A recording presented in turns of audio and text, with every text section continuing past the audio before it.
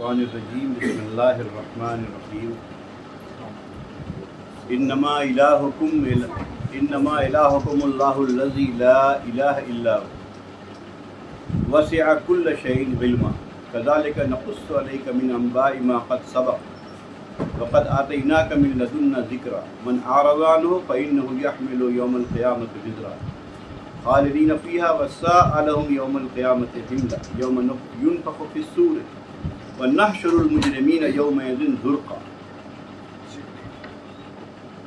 یتخافتون بینہم ان لبثتم الا عشرا نحن اعلم بما یقولون اذ یقول امثلهم طریقة ان لبثتم الا یوما ویسألونک عن الجبال فقل ینسفها ربی نسفا ویذرها قاعا صفصفا لا ترى فيها عوجا ولا امتا يومئذ يتبعون الداعي لا عوج له وخشعت الاصوات للرحمن فلا تسمع الا همسا يومئذ لا تنفع الشفاعة الا من اذن له الرحمن ورضي له قولا يعلم ما بين ايديهم وما خلفهم ولا يحيطون به علما وعنت الوجوه للحي القيوم وقد خاب من حمل ظلما ومن يعمل من الصالحات فهو مؤمن فلا يخاف ظلما ولا هضما وكذلك أنزلناه قرآنا عربيا وصرفنا فيه من الوعيد لعلهم يتقون أو يحدث لهم ذكرا تعالى الله الملك الحق ولا تعجل بالقرآن من قبل أن يقضى إليك وحيه وقل رب زدني علما صدق الله العظيم. یہ سورہ طٰہٰ میں موسیٰ علیہ السلام کا ذکر چل رہا اور جو پچھلے درس میں ختم ہوا. دیکھیے اب بیچ میں یہ ذکر آیا ہے. پہلے شروع میں جس بات سے شروعات ہوئی تھی سورہ طٰہٰ کی، قرآن کی حقیقت یاد کیجیے. وہ بات شروع ہوئی تھی کہ بھئی تنزیلا ممن خلق الارض والسماوات العلیٰ، یہ تو اس ہستی کی طرف سے نازل کیا ہوا ہے جو زمین و آسمان کا خالق ہے، اور اس کی تفصیل میں نے بتایا تھا. اور اس کے بعد موسیٰ علیہ السلام کا قصہ شروع ہوا. وہ اس لیے شروع ہوا کہ دیکھ لو یہ قرآن یا اللہ کی کتاب یا اللہ کی وحی وہ کیسے کام کرتی ہے، کتنی بڑی حکومت کو معاملہ صاف کروا دیتی ہے. یہ وحی ہے، یہ حقیقت ہے، یہ حقیقت ثابت کرنے کے لیے. اور پھر اب یہی موضوع یہاں سے پھر شروع ہوتا ہے جو پچھلا ہم نے چھوڑا ہے موسیٰ علیہ السلام کے قصے کے بعد. وَإِنَّمَا إِلَٰهُكُمُ اللَّهُ، تو اب جان لو کہ تمہارا الہ صرف اللہ ہے، تمہارا معبود اللہ ہے. الَّذِي لَا إِلَٰهَ إِلَّا هُوَ، یہ وہ اللہ ہے جس کے علاوہ کوئی الہ نہیں. وَسِعَ كُلَّ شَيْءٍ عِلْمًا، اس کا علم ہر چیز پر وسیع ہے، چھایا ہوا ہے.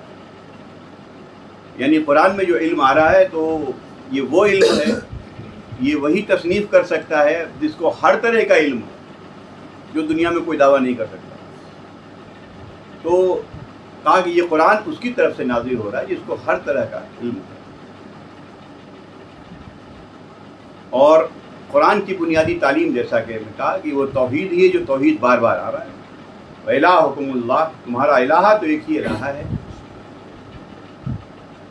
بار بار قرآن اس بات کو ریپیٹ کرتا ہے کہ تمہارا حاجت روا، تمہارا مشکل کشا، تمہارا فریاد سننے والا صرف اور صرف وہی رب ہے. اس کے علاوہ نہ کسی کی کوئی اوقات ہے، چاہے وہ کوئی نبی ہو چاہے کوئی ولی ہو، کہ ہماری کوئی فریاد کو پورا کر دے، ہماری حاجت روائی کر دے. بالکل نہیں. یہی اسلام کی بنیاد ہے. کسی وجہ سے جس طرح سے مس انٹرپریٹیشن ہوا ہے کہ بھئی وہ بھی حاجت روائی کرتے ہیں، مشکل کشا علی اور مشکل کشا فلاں فلاں فلاں، یہ سب خالص مشرکانہ باتیں ہیں. اس سے سختی سے بچنا چاہیے. اگر زندگی میں خدا نخواستہ کچھ نمازیں چھوٹ گئی ہیں تو ہو سکتا ہے اللہ تعالیٰ اس کو معاف کر دے، لیکن قرآن میں بار بار کہہ رہا ہم اس کو معاف نہیں کریں. بار بار ریپیٹڈ، اس کو ہم معاف نہیں کریں.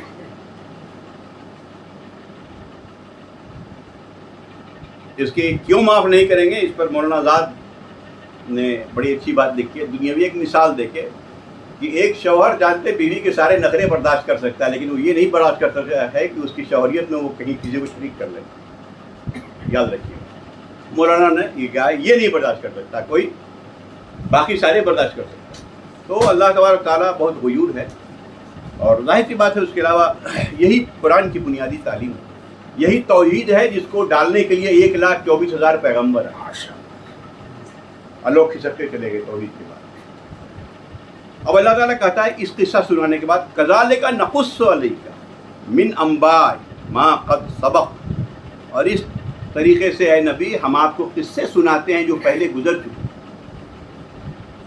मूसा अलैहिस्सलाम जो किस्सा आया, वक़द आतैनाका मिन लदुनका ज़िक्रा, और हमने इसलिए अपनी तरफ से आप पर एक ज़िक्र भेजा। ये कुरान, यहाँ पहले कुरान की अभी हकीकत यहाँ बयान हो रही है, ये हमने ज़िक्र भेजा। ज़िक्र वो होती है, ज़िक्र के मानी होता है दो, नसीहत और रिमाइंडर। ये रिमाइंडर भेजा है, नबी को भी रिमाइंड कराने के लिए भेजा, और ताकि लोग जान लें कि ये ज़िंदगी क्या है और क्या होने वाला है, इस ज़िंदगी की हकीकत क्या है। आगे बात आ रही है ज़िंदगी की हकीकत पर। मन आरज़ अन्हो, जिसने इस कुरान से एराज किया, मुंह फेरा, पसे पूछ डाल दिया, जुज़दान में लपेट के रख दिया रमज़ान में पढ़ने के लिए, याद रखिए, फ़इन्नहु यहमिलु यौमल क़ियामति विज़रा, तो क़यामत के दिन वो अपने गुनाहों का बोझ उठाए हुए आएगा। कुरान छोड़ के कोई भी शख्स गुनाह से बच नहीं सकता, यानी अल्लाह के कहने का मतलब है अगर कोई चाह ले कि छोड़ के भी हम कोई सही रास्ते पे चल रहे, नामुमकिन सी बात है। खालिदीन फीहा, वो उसमें फिर हमेशा रहेगा ऐसा शख्स जो कुरान को रिजेक्ट कर दे, चाहे अकीदे से या अमल से, याद रखिए दोनों बातें। वसाअलहुम यौमल क़ियामति हिमला, और कितना बुरा बोझ है जो वो उठा के क़यामत के दिन आएगा मेरे साथ। क़यामत का जिक्र भी आ रहा है, इसमें कुछ तफसील की ज़रूरत नहीं है। जिस तरीके से अल्लाह ने बयान किया है, सिर्फ तर्जुमा, मैं तशरीही तर्जुमा किए दे रहा हूँ बस। यौम युनफ़ख़ु फ़िस्सूर, देखिए सूर के बारे में दो तरह का जिक्र है, तत्बा और रादिफ़ा। पहला सूर जब फूंका जाएगा, ये सूर के मानी होता है एक आवाज़ आएगी, बिगुल बजाना, जिसको हम लोग कहते हैं ना, एक बिगुल बजा, कोई चीज़ ऐलान करने के लिए बिगुल बजता है, सायरन बज गया, ऐसे समझे। वो आवाज़ दुनिया को तहस नहस कर दी, हर चीज़, आगे बात आ रही है, और कुरान में है यौम यकूनु नासु कल फराशिल बबसूस, इंसान जो है पतंगे की तरफ बिखरे पड़े होंगे ज़मीन में। व तकूनुल जिबाल कल यहनिल मनफूश, और पहाड़ जो है धुनी हुए रूई की तरह उड़ेगा मानो। दूसरी जगह है वसुय्यरतिल जिबाल, समुंदर फाड़ दिए जाएंगे, ये सॉरी वैदल बिहार सुज्जिरत, जब समुंदर फाड़ दिए जाएंगे। एक जगह है पाट दिए जाएंगे, यानी पानी भी खत्म होगा, पेड़ पौधा भी खत्म होगा, मकानात भी खत्म होंगे, पहाड़ भी खत्म, तो ये ज़मीन क्या हो जाएगी? चटियल मैदान। देखिए आगे बात आ रही है यौम। और दूसरा जब सूर फूंका जाएगा तो ये सब अपने रब की तरफ जमा हो रहे हैं, हम सब, आदम अलैहिस्सलाम से लेके आखिरी इंसान तक। तो दूसरी बारे में, यहाँ दूसरे सूर के बारे में यह है यौम युनफ़ख़ु फ़िस्सूर, जब वो दूसरा सायरन बजेगा, नहशुरुल मुजरिमीन यौमइज़िन ज़ुरक़ा, उस दिन मुजरिमीन मुँह लटकाए हुए मेरी तरफ जमा होंगे, आएंगे। तो समझ लेंगे, तो मरने के बाद ही समझ लेता है कि मेरा क्या हुआ। यतख़ाफ़तून बैनहुम इन लबिस्तुम इल्ला अशरा, आपस में ये चुपके चुपके बात कर रहे होंगे दुनिया की ज़िंदगी की बेसबाती के बारे में। 10 दिन से ज़्यादा नहीं रहे दुनिया, ये मुजरिमीन आपस में बात करेंगे। नहनु आलमु बिमा यक़ूलून, करेंगे तो चुपचाप कान में खुसर पुसर करेंगे, तो अल्लाह कह रहा है कि हमें सब मालूम है वो क्या कहेंगे और क्या बातें करेंगे। अमसलुहुम तरीक़तन इन लबिस्तुम इल्ला यौमा, लेकिन उनमें जो सबसे ज़्यादा मोहतात और कैलकुलेट करने वाला इंसान होगा وہ یہ کہے گا کہ ایک دن سے زیادہ دنیا میں نہیں رہے. اب یہی حقیقت ہے دنیا کی زندگی کے لیے، جس کے لیے کیسا کیسی کرتے ہیں، اس میں 25 سال 30 سال گنواتے ہیں، لڑائی کرتے ہیں، مرڈر کرتے ہیں، جو بھی ہو رہا ہے یہی ایک دن کے لیے جو ہو رہا ہے. زندگی کی شام ہو رہی ہے. نحن عالم بما یقولون اذ یقول امثلهم طریقۃ. تو تم میں جو سب سے زیادہ محتاط ہوگا، کیلکولیٹ کرنے والا ہوگا، وہ یہ کیلکولیٹ کرے گا کہ ہم جو ہیں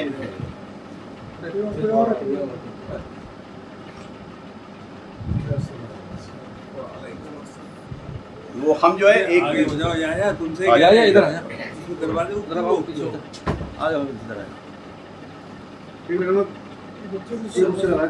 چلیے ٹھیک. تو یہ ذکر قیامت کا ہو رہا تھا کہ اللہ نے جو قیامت کا نقشہ کھینچا ہے کہ جب دوسرا سور پھونکا جائے گا، یوم ینفخ فی الصور نحشر المجرمین یومئذ زرقا. اس دن مجرم جو ہے منہ لٹکائے ہوئے. زرقا دراصل ازرق کی جمع ہے. ازرق کہتے ہیں بلو کلر، ٹھیک ہے نا. جب مار پڑتی ہے تو ہم کیا بولتے ہیں، نیلا پڑ گیا پورا، وہی نیلا ہے. یاد رکھیے گا وہ منہ لٹکائے ہوئے. یہ قرآن کا اپنا انداز ہے. ہمارے حساب سے زرقا. یتخافتون بینہم، آپس میں باتیں کریں گے. ان لبثتم الا عشرا، کہ ہم 10 دن سے زیادہ دنیا میں نہیں رہتے. اللہ تعالیٰ کہہ رہا ہے نحن اعلم بما یقولون، ہم جانتے ہیں وہ جو آپس میں بات کر رہے ہوں گے.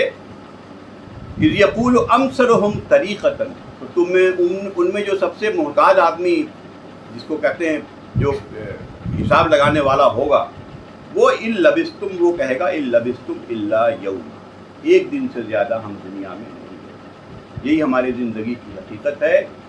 یہ سب رونگٹے کھڑے کر دینے والی چیز ہے. ہم زندگی کی حقیقت کو دیکھیں اور اپنے اعمال، جب تک آنکھ کھلی ہے تب تک تو اعمال کو سدھار سکتے ہیں اللہ سے معافی مانگ کے. جب وقت نزاع آ گیا تو پھر معاملہ نہیں ہے.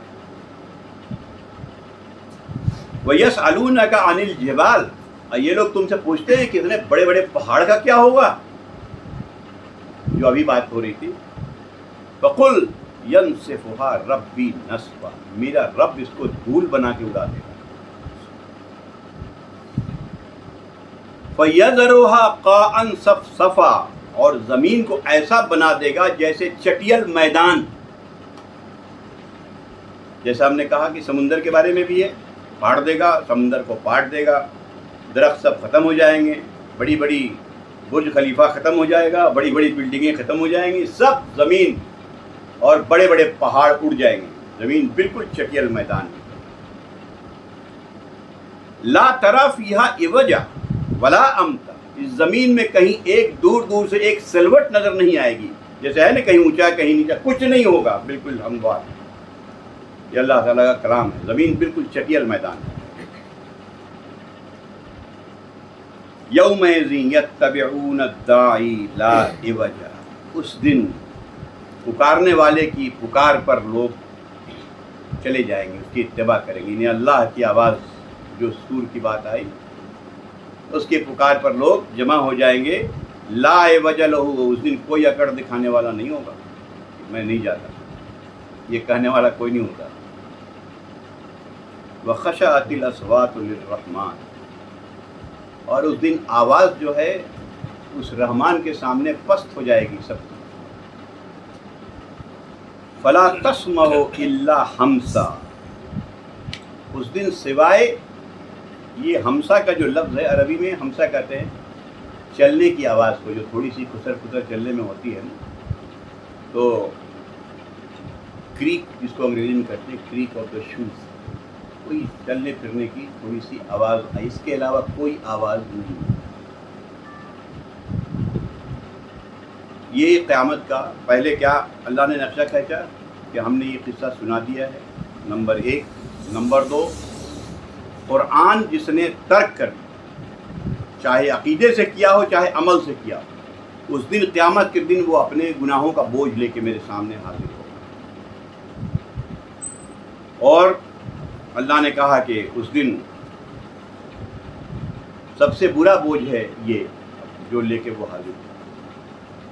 اس دن اس کے بعد قیامت کا نقشہ کھینچا، سور جب پھونکا جائے گا تو لوگ جمع ہوں گے اور سب زمین شکیل میدان ہو جائے گی، کوئی آواز نہیں ہوگی اور صرف کوئی کسی کی چلنے کی آواز آ سکتی ہے.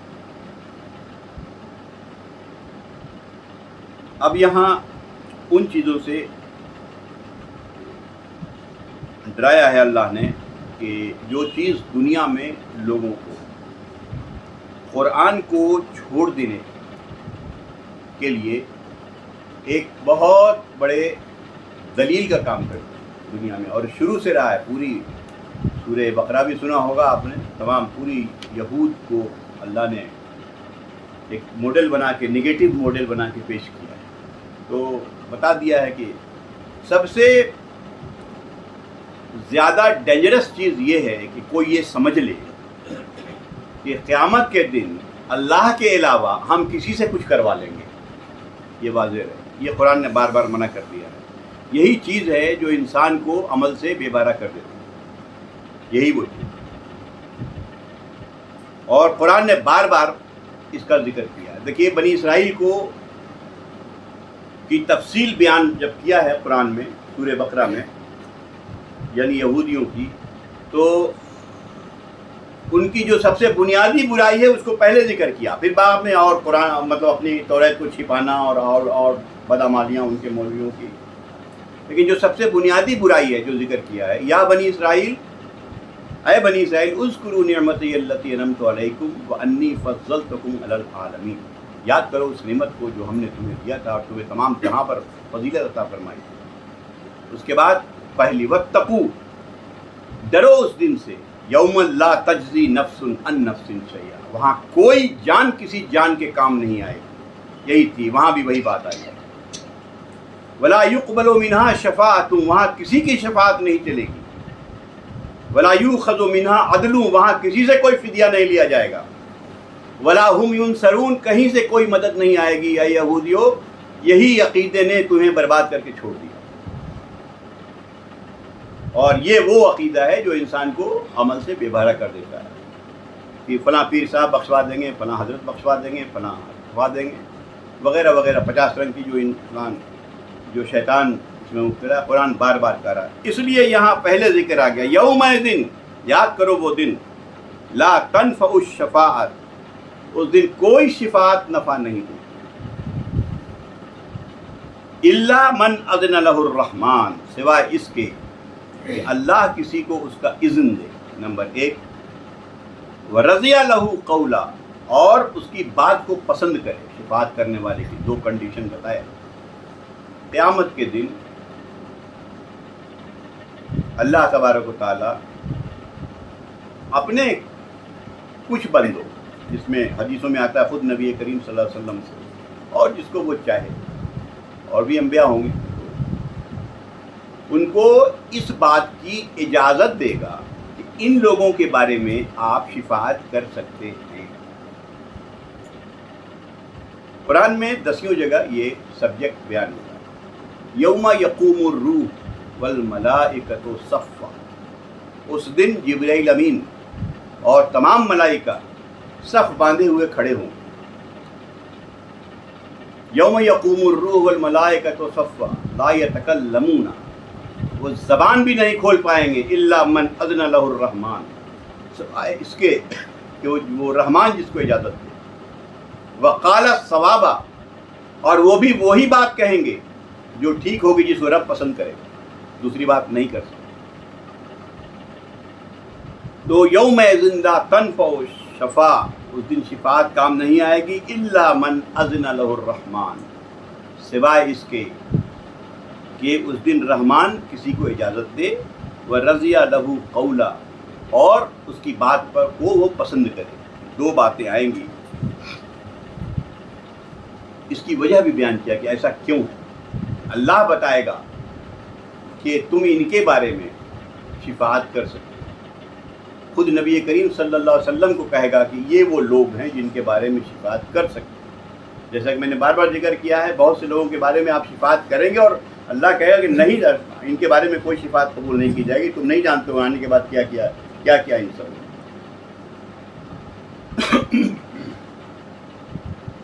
اس کی وجہ یہ بیان کیا، یعلم، یہ بڑی اہم آیت ہے. کیا وجہ بیان کیا ہے؟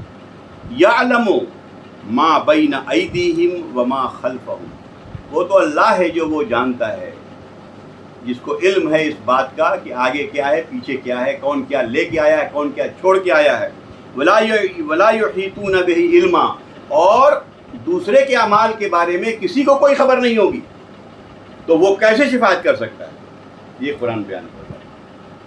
چاہے وہ اپنے وقت کا نبی ہو، چاہے کوئی ولی ہو، چاہے کوئی کچھ بھی ہو، اس کو ہمارے اعمال کی کیا خبر ہے جب تک کہ اللہ خبر نہ دے. تو اللہ کہتا ہے کہ خبر تو میرے پاس ہے، ہم دیکھ رہے ہیں تم کیا کر رہے ہو، تو ہم ہی بتائیں گے. جو ایگزامنر ہے، جو کاپی دیکھ رہا ہے، وہی بتائے گا اس کو گریس مارکس دینے لائق ہے کہ نہیں ہے، دوسرا آدمی کیا بتا پائے گا. تو یہ اللہ نے بتا دیا. اس کی وجہ یہ ہے کہ عالم الغیب میں ہوں، میں جان رہا ہوں رات کے اندھیرے میں میں کیا کرتا ہوں، دن کے اجالے میں کیا کرتا ہوں، لوگوں کے سامنے کیا کرتا ہوں، اپنی تنہائی میں کیا کرتا ہوں، تو وہ جانتا ہے. اس لیے اللہ تعالیٰ کہہ رہا ہے کہ وہ ہے جو آگے پیچھے سب کچھ جاننے والا، اور کوئی بھی نہیں ایسا ہے جو جس کو اس بات کا علم ہو کہ کوئی شخص کتنا گناہ لے کے آیا، کتنا ثواب لے کے آیا. کس کو کیا علم؟ اس لیے شفاعت صرف اللہ کرے گا، اور اللہ اپنے علم سے وہ جانے گا کہ کون کیا لے کے آیا، بتا دے گا یہ وہ لوگ ہیں جن کے بارے میں اے نبی آپ شفاعت کر سکتے ہیں، یا اللہ جس کو اجازت دے. وَأَنَتِ الْوُجُوهُ لِلْحَيِّ الْقَيُّومِ، اس حی اور اس قیوم، یاد رکھیے گا کہ اللہ نے یہ صفت اپنی اس لیے بیان کی ہے کہ یہ وہ صفت صرف اللہ کے لیے مخصوص ہے. یہ صفت نہ کسی نبی کے اندر ہوتی ہے، نہ باقی کسی کے. جب نبی کو پاس نہیں ہو تو کس کے پاس؟ وہ ہمیشہ زندہ رہنے والا، اور وہ جو ہمیشہ قائم رہنے والا، اس کے سامنے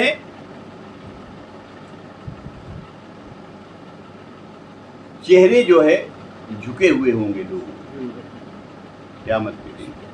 وقد خاب من حمل ظلم، اور نامراد ہوا وہ شخص جو ظلم لے کے آیا سامنے میں. یاد رکھیے گا کہ سب سے بڑا ظلم کیا ہے؟ ان الشرک لظلم عظیم، شرک ظلم عظیم، جس کی بات ابھی اوپر آ چکی ہے. ومن یعمل من الصالحات، اور جو نیک اعمال لے کے آیا، وہو مؤمن، اور وہ مومن بھی. دیکھیے دو بات ہے، بڑی اہم بات ہے. نیک عمل کرنا اور مومن بھی ہونا، یعنی ایمان والا بھی ہونا. محض نیک عمل کام نہیں کرے گا، محض ایمان کام نہیں کرے گا. زبانی ایمان جس کو کہتے ہیں. ہم نے کہا کہ یہ جو ایمان ہے دراصل میرا کنیکشن اللہ کے ساتھ ہے، اور ایمان نہیں ہے تو ہم لاکھ عمل کریں، کنیکشن ہی نہیں ہے وہاں سے. میں نے اس کا ایگزامپل دیا تھا کہ گھر میں سارے بجلی کے سارا لگا دیا جائے، ٹیوب لائٹ فلاں چیلا، اب کنیکشن ہی نہیں لیا جائے تو کیا فائدہ ہوگا؟ وہی اللہ تعالیٰ کہہ رہا ہے کہ بنا کنیکشن کے کام نہیں چلے گا. دونوں باتیں ہونی چاہیے، نیک اعمال ہونا چاہیے، اور یہ عمل ایمان والوں کا ہونا چاہیے. جو نیک عمل غیر مسلمین، غیر اسلام والے کرتے ہیں، جو ایمان نہیں لاتے، حدیثوں میں آتا ہے کہ ان کے اعمال کا بدلہ یہی ان کو دے دیا جائے گا قیامت. ان کا کوئی حصہ، جیسے غریبوں پر خرچ کر رہے ہیں یا کوئی نیک عمل وہ بھی کرتے ہیں لیکن ایمان والے ہیں نہیں، تو دنیا میں ان کو ان کا بدلہ دے دیا. وہاں کچھ نہیں، کیونکہ وہاں کے لیے وہ ایمان ہی نہیں تھا ان کا. فلا یخاف ظلما ولا حظما، تو اس دن ان کے ساتھ نہ کوئی ظلم ہوگا نہ کوئی حق تلفی. ایسے لوگ جو لے کے آئیں یہ دونوں چیزیں، نیک عمل اور ایمان. تیسری بات، یہ آخری میں یہ جو بات آ رہی ہے، یہاں قرآن نے قرآن کی حقیقت جو شروع ہوئی تھی بات، جیسا آپ نے کہا قرآن میں تو ایک تسلسل ہے. عام طور پر جب گہرائی سے نہیں پڑھتے تو لگتا ہے الگ الگ باتیں ہیں. اس طریقے سے ہم نے نازل کیا ہے اس قرآن کو، عربیہ، عربی زبان۔ اللہ نے کہا کہ ہم نے جب بھی انبیاء بھیجا ہے الا بلسان قوم، ان کی قوم کی زبان میں بھیجا ہے، ان کی قوم کی زبان میں بھیجا ہے۔ نبی کریم صلی اللہ علیہ وسلم عرب میں آئے تو عربی تھی، عربی زبان میں۔ اس کے پہلے جو بھی آرامی زبان آئی ہو، جو بھی زبان ہو، توریت وغیرہ اس میں آئی۔ ہمارے علماء نے یہ بھی لکھا کہ بھئی ہو سکتا ہے جب یہاں اگر کوئی نبی آئے ہوں گے ہر جگہ آئے تو ہو سکتا ہے سنسکرت زبان میں آئے ہو، سنسکرت میں اپنے رب کو یاد کرتا ہے، تو اللہ بہتر جانتا ہے، ان کی زبان میں بھیجا ہے۔ اور اس سے بہت سے معنی علماء نے نکالے ہیں، اور بڑی اہم معنی ہے یہ کہ اللہ نے جب ان کی زبان کا خیال کرتے ہوئے بھئی بات کو سمجھانا ہے تو انہی کی زبان میں بھیجو۔ اس لیے اب چونکہ کوئی نبی نہیں آئے گا، بحیثیت ایک امت دائی جو ہم ہیں الحمدللہ، اور ایک خیر امت، ہماری ذمہ داری ہے کہ اب دنیا کو ان کی زبان میں اس قرآن کو پیش کریں۔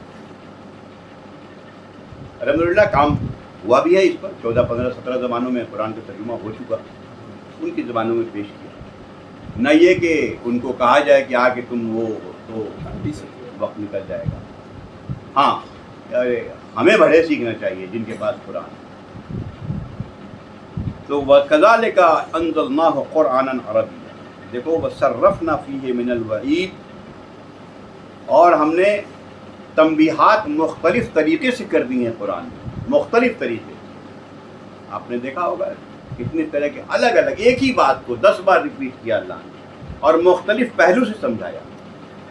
آ جاؤ، جو جس لائق ہو، کوئی انٹلیکچوئل دانشور ہے اس کو اس لیول پر سمجھایا، کوئی بیچارہ نہیں پڑھا اس کو اس لیول پر سمجھا دیا، چھوٹی چھوٹی مثالیں دے کے یہ قرآن صرفنا، ہم نے مختلف طریقے سے اپنی اس تنبیہات کو جو وارننگ ہے ہم نے دے دی۔ لعلہم یتقون، شاید کہ وہ بچیں گناہ سے، تقوی اختیار کریں، مطلب اللہ کی نافرمانی سے بچیں، یا پھر یہ نصیحت پکڑ لیں تو کوئی نصیحت قائم ہو جائے۔ تو یہاں سے یہ بات ثابت ہو گئی کہ اوپر سے جو بات چلی آ رہی ہے کہ قرآن کو چھوڑ کے کہیں بھی کوئی راستہ نہیں۔ اللہ نے کہہ دیا کہ جس نے چھوڑ دیا اس کو، من اعرض، وہ ہمارے نزدیک، ہمارے سامنے وہ بوجھ، اپنے گناہوں کا بوجھ لیے وہ آئے گا۔ یہ ایک روشنی ہے جو ہمیں دنیا کو دکھانی ہے، لیکن ہم نے ہی اس ٹارچ کو بند کر کے رکھ دیا، بیٹری نکال کے۔ یہ ہمارے یہاں کا پرابلم ہے، جبکہ ہمیں دنیا کو دکھانا تھا اس کو کہ یہ اللہ کی دی ہوئی روشنی ہے، آ جاؤ اس روشنی۔ یہ قرآن کی اہمیت، چونکہ یہیں سے بات سورہ طٰہٰ شروع ہوئی، بیچ میں موسیٰ علیہ السلام کا قصہ آیا کہ اللہ کے کلام نے کس طریقے سے کتنا ریولوشن لایا موسیٰ علیہ السلام کے زمانے میں، اور پھر یہاں یہ بات آ رہی ہے۔ آخر میں کہا جاتا ہے کہ فَتَعَالَى اللَّهُ الْمَلِكُ الْحَقُّ، وہ مالک حقیقی جو ہے بہت اونچا ہے، بہت اعلیٰ ہے، جس کو ہم لوگ نماز میں کہتے ہیں سبحان ربی الاعلیٰ، جو پاک ہے رب ہمارا بہت اعلیٰ۔ اور اب ایک بات ختم کرتے ہوئے نبی کریم صلی اللہ علیہ وسلم کو کہی جا رہی ہے، وَلَا تَجْعَلْ بِالْقُرْآنِ مِنْ قَبْلِ أَنْ يُقْضَى إِلَيْكَ وَحْيُهُ، اے نبی آپ جو ہے قرآن کو بیان کرنے میں جلدی نہ کیجیے جب وحی نازل کی جا رہی ہے۔ یہ قرآن میں بار بار، ایکچولی یہ شروع میں جب وحی ایک ایسی چیز ہے، وحی کا جو نزول ہوتا ہے، تو یہ ہم لوگ تو سمجھ نہیں سکتے، جس پر نزول ہوتا ہے وہی جانتا ہے، ہم لوگ کیا جانیں کیا ہے یہ۔ لیکن احادیث سے معلوم ہوتا ہے کہ ایک ایسی چیز ہے، عائشہ صدیقہ رضی اللہ عنہا فرماتی ہیں، بخاری کی روایت ہے کہ جاڑے کے دنوں میں جب آپ پر وحی نازل ہوتی تو آپ کے پیشانی پر پسینے آتے، اللہ بہتر جانتا ہے۔ ایک بار آپ اونٹ پر تھے اور وحی نازل ہو گئی تو اونٹ بیٹھ گئے۔ اب وہ کیا ہے وہ ہم لوگ جان نہیں سکتے، لیکن یہ جاننا چاہیے کہ ایسی چیز ہے جو نبی پر بھی جب شروع آئی تو آپ کیا کرتے تھے کہ جلدی جلدی اس کو ریپیٹ کرتے تھے تاکہ بھول نہ جائیں، لوگوں کو بتانا بھی تو ہے۔ سورہ قیامت میں اس کو زیادہ وضاحت سے ذکر ہے، لا تحرک بہ لسانک لتعجل بہ، اے نبی آپ اپنے زبان کو جلدی جلدی حرکت نہ دیجیے، ان علینا جمع، یہ آپ کے یاد کرا دینا ہمارے ذمے، قرآن اور پڑھانا بھی ہمارے ذمے ہے۔ فَإِذَا قَرَأْنَاهُ، تو جب قرآن نازل ہو رہا ہو، فَاتَّبِعْ قُرْآنَهُ، بات کو سنیے غور سے، ثُمَّ إِنَّ عَلَيْنَا بَيَانَهُ، اور اے نبی اس کا بیان، اس کا معنی، اس کا مفہوم بھی بتانا میرے ذمے ہے۔ آپ کیوں پریشان ہوتے ہیں؟ پیار بھرے الفاظ ہیں اللہ کے، یہ میرا کام ہے، میں کروں گا، آپ جلدی نہ کریں، جو میں وہی نازل کر رہا ہوں آپ غور سے سنیے۔ اور یہ مطلب یہ خوف نہ کیجیے کہ یہ چیزیں میرے کہیں جیسے انسان بھول جاتا ہے، یا آپ نبی ہم سب یہ کرنا میرے ذمہ۔ تو یہاں بھی اللہ تعالیٰ کہہ رہا ہے کہ وَلَا تَجْعَلْ بِالْقُرْآنِ مِن قَبْلِ أَن يُقْضَىٰ إِلَيْكَ وَحْيُهُ، جب تک کہ یہ وحی نازل ہو رہی تو آپ جلدی جلدی نہ کریں۔ ہاں اس کے بعد یہ ضرور کہیں کہ وَقُلْ رَبِّ زِدْنِی عِلْمًا، یہ اہم دعا ہے، اے رب علم میں مجھے آگے بڑھا۔ یہ دعا ہم سب کو بھی کرنی چاہیے، قرآن پڑھنے کے وقت کرنا چاہیے کہ اللہ صحیح علم عطا کرے قرآن کا جو اللہ چاہتا ہے۔ اور اگر ہم اس دعا کے ساتھ اور خلوص نیت کے ساتھ قرآن پڑھیں گے تو انشاءاللہ اللہ کبھی غلط نہیں سکتا۔ تو یہ دعا کر کے قرآن ضرور پڑھنا چاہیے۔ سب سے پہلے کہا کہ جب تم قرآن پڑھو فاستعذ باللہ من الشیطان الرجیم، یہ شیطان رجیم سے اللہ کی پناہ مانگو، اس لیے کہ وہ وسوسے ڈالے گا صحیح فہم میں۔ اس کے بعد اللہ کے نام سے شروع کیا جائے، دعا بھی کیا جائے اللہ میرے علم میں مجھے بڑھا۔ یہ پر بات ختم کرتا ہوں، پھر یہاں سے آدم علیہ السلام کی باتیں شروع ہوتی ہیں جو انشاءاللہ۔ تو آج کا یہ درس جو پہلے پارٹ کا تھا، یہ پارٹ یہاں پر کنکلوڈ ہوتا ہے، اب دوسرا پارٹ شروع ہوتا ہے۔ تو